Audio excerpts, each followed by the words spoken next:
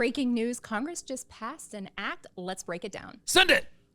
And also, it's a great day to be alive, and it is Elliot's birthday. Happy birthday to you. Happy Happy birthday call to me you. out live. Happy birthday, dear Elliot. Happy birthday to you. Well, thank you. Birthday to you. Oh, Keith, you got to go that way. Wow. Show A little Marilyn Monroe. 39? show some love for Elliot and drop him a happy birthday in the comments. Thanks. and- Don't worry, I won't tell you how old I am. I can't believe you're working today. When You're you had supposed to be this- skiing. when you had- yeah, You weren't supposed to be, let's be real. I wasn't supposed to be, but unfortunately, this trip got canceled. So. Well, we're glad you're here, and we celebrate this day that you were born. Yes, thank you. Yeah, you're welcome. Something else significant has happened today. Congress has passed the Affordable Homes Act. And what this means is the U.S. House passed it. It is legislation aimed to boost housing affordability and supply through manufactured housing. So the measure drew support from all Republicans in the House and 57 Democrats. Now the bill will proceed to the Senate, which we know can take weeks or months to pass. But the bottom line is that what this bill aims to do is reduce some of the restrictions on energy efficiency so that more manufactured housing can be added to supply.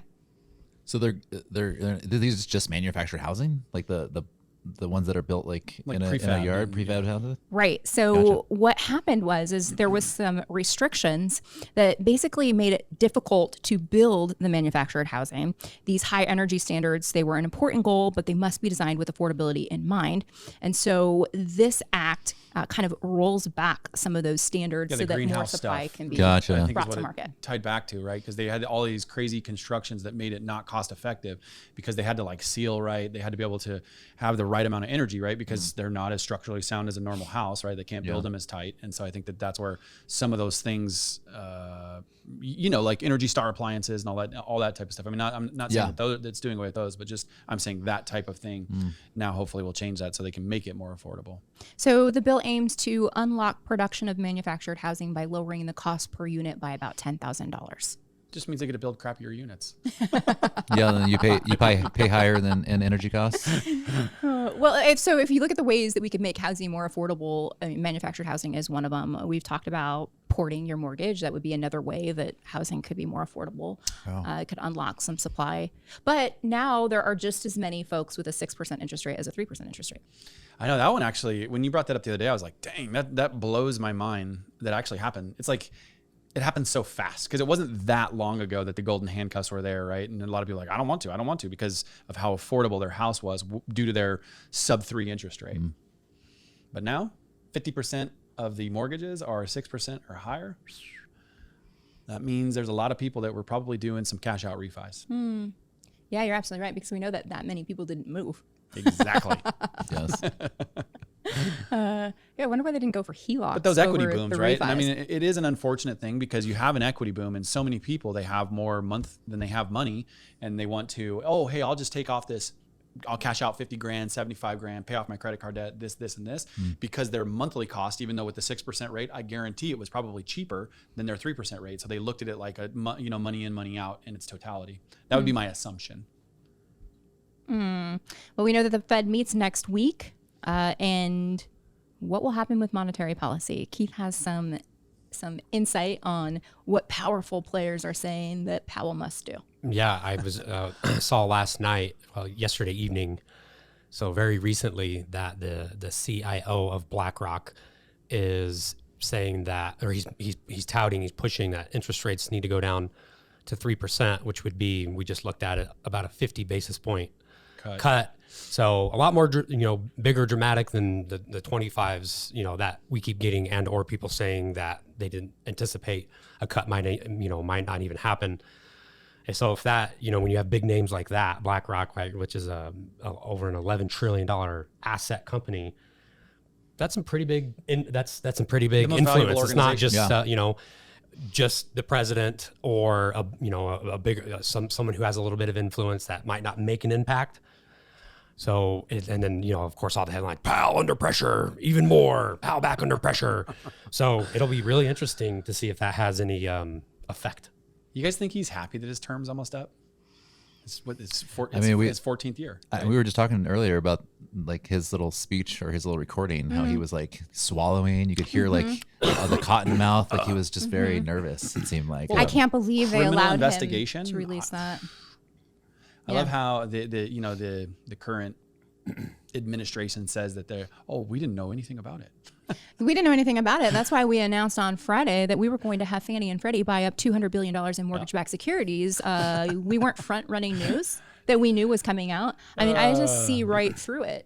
Yeah, but I also, like you just mentioned something like there's not even a building that you can buy for $2.5 billion. Like have you seen a $2.5 billion building on the market? I mean, go to any commercial building, MLS, look for a $2.5 billion building. It doesn't exist. Yeah, Agreed. I personally think, obviously, hopefully, something will come out, but at this point in our society in 2025, anybody who doesn't have their head in the sand, knowing that, hey, there's not much we can do about it anyway as an individual, I think we're all aware that when money gets printed, it all doesn't go in the places that they say that it's going. There's a lot of corruption. There's a lot of backdoor deals. There's a lot of side deals. We know that's happening, but what are we going to do about it? So buy Bitcoin. Kind of, goes Get out of the system. And so to me, maybe that's why he's nervous, right? Because who looks into the Federal Reserve? That's never happened before. Yeah. What do you mean? Right. $2.5 Well, billion. it was That's enacted by Congress. There was one president a long time ago. I don't remember. They were saying that tried to do that, and I don't remember what happened to it. But I'm saying it's not common for something like this to happen. Mm-hmm. Well, the biggest thing I want to point out in that, because I was talking to my wife Carly about this, who's been in the real estate game a long time, educated, et cetera. And I forgot just like 2 days ago. And I'm like, how out of all of our conversations did this not resonate? That the Federal Reserve is neither. They're not federal, nor are they a reserve, right? And when you really start looking at those types of things and like the snow job that's happened, right? Enacted by Congress, Woodrow Wilson, they're bank centralized, right? And like when you start looking at like who owns the Fed, and it's like the federal section banks, right, that own the shares, and it's this whole thing. Like I went down the rabbit hole and definitely looked at it, and it outlines a lot of it in The Creature from Jekyll Island. And it's just, it's mind blowing to me, right? Where they literally control the balance sheet on the money that they create for the system. So it literally, imagine, y'all, if you could print your own money to buy assets. They don't even need to print it. I know. They just go add a couple zeros exactly. in the They ledger. digitally enter it. Mm-hmm. So it's when you think about what has gone on, it's mind numbing. Printing money sounds cooler though, so they're printing it. It does. And we love to talk about the sound of that money printer firing up. I think, and I'll speak for myself, and I'd love to hear your thoughts, as far as money and what you thought about how maybe your views have evolved over the years. But I know for one that when we started looking into Bitcoin and when we started really trying to understand Bitcoin, it was like Pandora's box opened, and you start to really see things through a different lens. And I joke with Jason because there was at one point where like that was all, like we go on nightly walks. We have these two little Yorkies that will pee all over the place if we don't take them on a walk every single night. And so we'll go on walks, and at one point it was like every single night, like Jason just couldn't wait to talk about Bitcoin. Or if I felt like Jason was a little bit down, I would ask him about Bitcoin. I'd be like, wow, I'd just like spur the conversation because he would just go. He loves to talk. He loves to talk. That's why you were asking. I did a little bit. Yeah, my little secret. But it really is fascinating though. And then as it relates to real estate's a hard asset as well. Absolutely. But still inflationary. And, what could come this year in real estate with the right economic conditions could be insane. I think realtors are about to get really rich, and it will be an outsized percentage of those realtors that are going to get really rich. And so if you're listening right now and you want 2026 to be insane, like now is the time. So from the beginning of the year, on every Monday, Elliot and I do a coaching call. And last week's coaching call, Elliot focused around like business planning, really setting yourself up for success. I spent time focusing on what sellers really want this past Monday. Our calls are uploaded to YouTube. Listen to them. We give tangible action items that you can do. One thing I've committed to doing is giving you an actionable reel that you can go create every single time I pop up on that coaching call, so you can take action immediately. Shout out to Taj. He's already done it. I've seen that he's went and recreated a few of them. But the reality is we've got to be ready. Start having those real estate conversations today, because 100%. This is going to be an insane year. Yeah, I think that there's a reason why it's, in the Bible, you reap what you sow, right? I mean, a version of that. And I think that that's exactly what this if you take that mentality and insert it into your contact database right now, you will get the benefits of starting the conversations now. It's literally the metaphor for planting the seed and watering it, right? So, and that starts with possibility, and it starts with spreading some optimism. That starts with spreading some knowledge. When you're putting yourself as the foremost known authority in your particular area, and spreading that hopium, if you will, around being able to move, around being able to sell your house, around being able to get an affordable payment on the new place that you want, people are going to reach out to you, right? So, like Kayla just said, tap into her stuff, because she's going to tell you how to do that on blast. Because the reality of it is, I come from that old school, a lot of us do, where you can have that one-to-one conversations that, yes, that's very impactful, but why have a one-to-one when you can have a 1 to 1,000 or a 1 to 500, 1 to 10,000, right? When you have a reel that smashes it. So work smarter, not harder. I love it. CPI and jobs reports are in. What are some of the findings? Anything surprising? Yeah. I don't know. What were the findings? The lowest inflation since 2020. Oh, okay. Yeah. So Yeah. big, right? And unfortunately, job creation is still down, right? We only created like 50,000 jobs. Wow. I mean, that's been a big talk for a while now, Yep. right? Because of just, I mean, a lot of places are using because of AI, so to speak, but it's also economic conditions as well.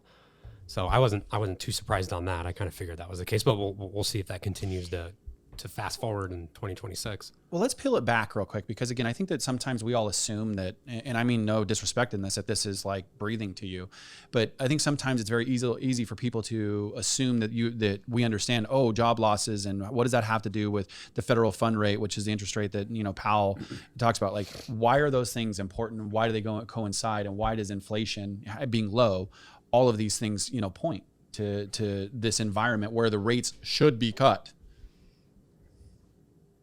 Right. Like, so let's start with job loss or job creation. Why do we think that job creation is down so much? Companies' ability to borrow money gets more expensive. There's less liquidity in the market. Yep. And so job growth isn't happening when interest rates are too high. Now, do I think that interest rates are too high? I don't really know. I'm not sure. What I do think, though, is that perhaps the economic conditions are being blamed for what's happening with AI. Right. So that's very possible. So recently I met with a very influential, powerful, wealthy individual who made a comment and it stuck with me. And he mentioned at his organization, any job that they've let someone go from, someone else on the team has been able to replace their role. They've not had to replace at all, because now someone can do the role of 2-3 people by using AI.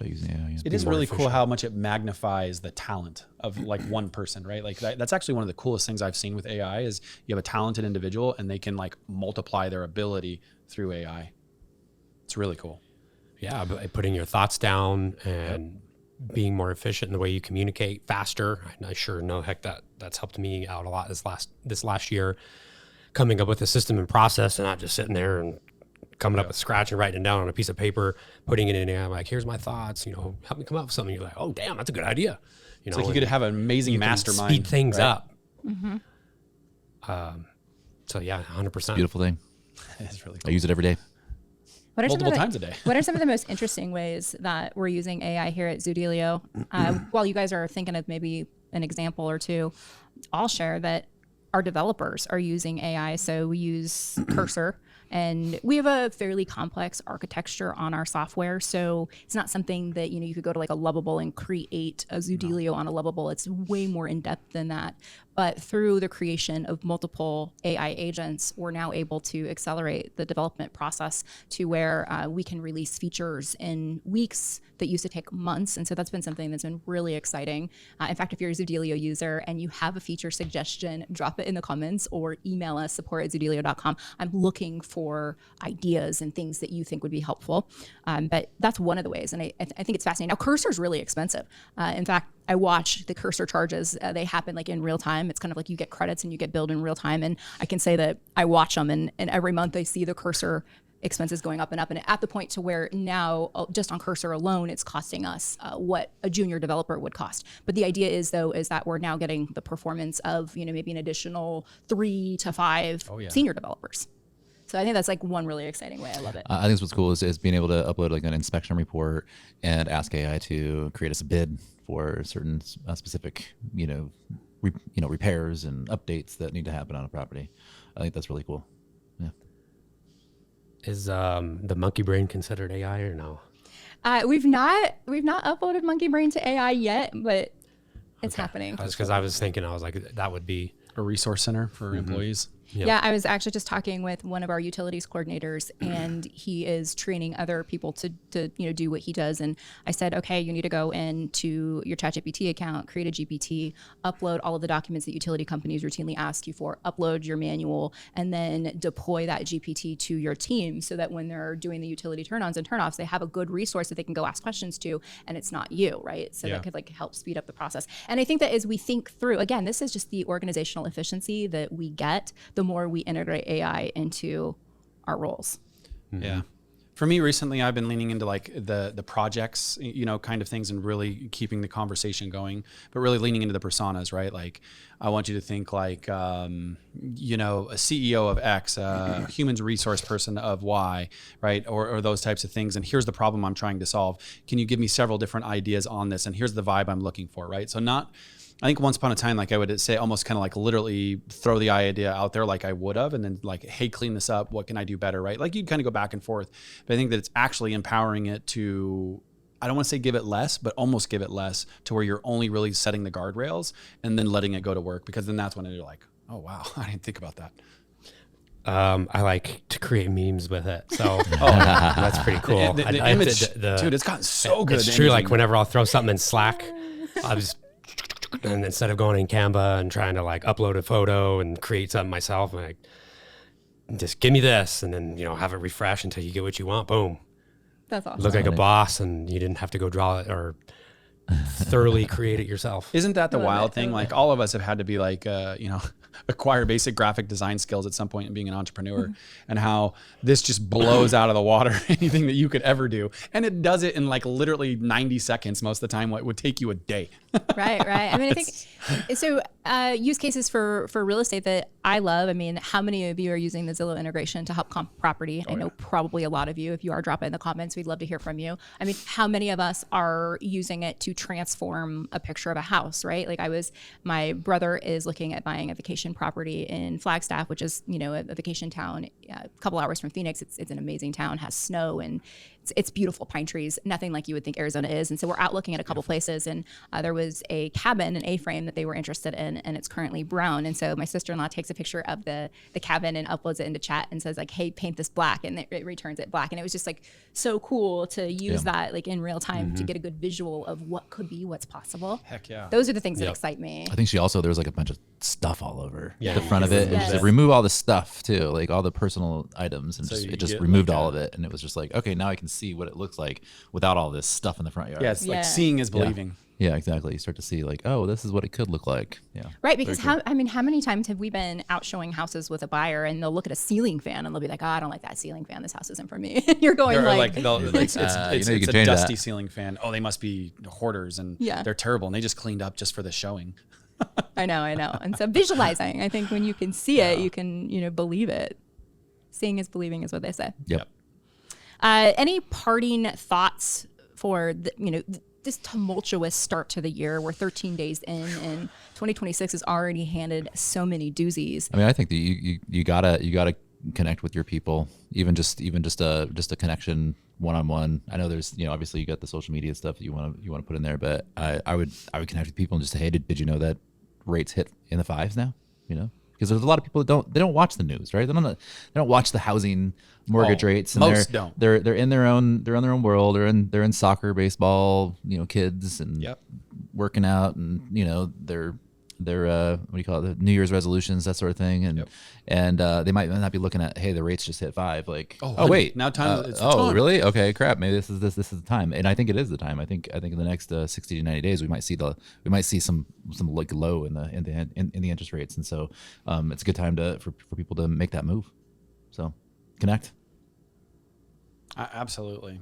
So I mean, my parting thing, in reference to that is I think really just it feels different to me this year so far, and maybe again, like I said, I've really been on the drinking the hopium for the last, I would say, few months, But I think that, again, there's just too many signals. There's too many indicators. And, history doesn't have to repeat itself, exactly, but it certainly rhymes.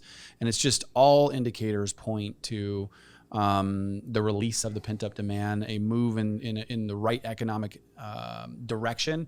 And I think that right, like that's the powerful thing of being real estate, right? $1 in $3 earned and spent a lot of times in booms has something to do with real estate. When you break that down into sectors, that means that's 1/3 of the overarching economy here in the U.S. And so you have something to say, you have something to contribute. And the more you take that serious, the more you own your position, own your knowledge, and own that piece of it, the more you're going to insert yourself into those opportunities. Yeah, as Kayla mentioned, you just get prepared. Rates are going to go down. The money printer's going to turn back on, and we're going to be in for a much different ride in 2026 than 2025, We're on the 2024, roller coaster. 2023, and 3/4 of 2022. So it should be it's interesting. There's a lot of wild stuff going on already very quickly. Buckle up and stay tuned as we break it down daily. Again, if you have anything to add to the conversation, drop it in the comments, and thanks for tuning in.